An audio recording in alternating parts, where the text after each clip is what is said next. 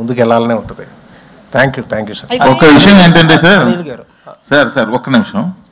ఒక విషయం ఏంటంటే ఇందాక సార్ అడిగారు మజాక్ అని టైటిల్ పెట్టి మజాక్ చేయడం కాదు కదా జనాలు ఇది అని. దానికి ఏంటంటే సార్ టైటిల్ మజాక్ అనే, కానీ ఇందులో ఒక బ్యూటిఫుల్ ఎమోషన్ ఉంది సార్ సినిమాలో.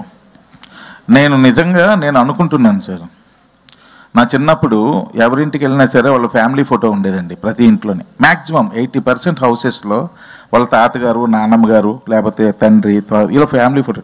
ఈ మధ్యకాలంలో మిస్ అయిపోయి సార్. మహా అయితే ఒక ఎక్కడో అక్కడక్కడ అడపా చూస్తున్నాం, ఒక 10% 20% హౌసెస్లో.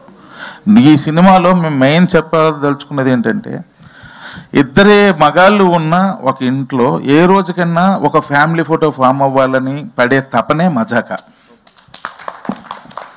సో మా ఈ ప్రయత్నంలో నేను మళ్ళీ ఈ ప్రపంచంలో ఉన్న కుటుంబాలందరికీ చెప్తున్నాను, ఎవరు మీ ఇంటికి వచ్చినా ఫస్ట్ మీ ఇంటి ఎదురు గోడ మీద కనబడాల్సింది మీ ఫ్యామిలీ ఫోటో.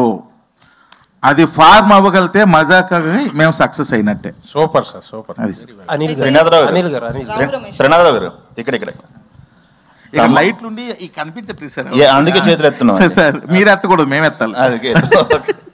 ఓకే, ధమాకా తర్వాత మజాకాకి మధ్య గ్యాప్ ఎక్కువ వచ్చిందని అనిపిస్తుంది. ఎందుకు లేట్ అయింది ప్రాజెక్ట్ అనేది మీరు అనాలిసిస్ చేసుకుంటే ఏం చెప్తారు? ఏం లేదు సార్, ధమాకా తర్వాతనే కాదు సార్. నేను లోకల్ తర్వాత లేట్ అయింది, హలో గురు తర్వాత లేట్ అయింది, సినిమా చూపిస్తున్న తర్వాత లేట్ అయింది.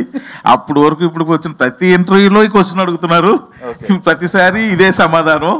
కొత్తగా చెబుదాం ట్రై చేసినా సరే ఏముందిలే నిజం చెప్పేద్దామని చెప్తున్నా. ఒకటి, నాకు నచ్చిన కథ సెట్ అయ్యేటంత వరకు నేను స్టెప్ ఫార్వర్డ్ అవ్వలేను. ఒకటి. రెండు, కథ నచ్చిన తర్వాత దాని హీరో సెట్ అవ్వాలి.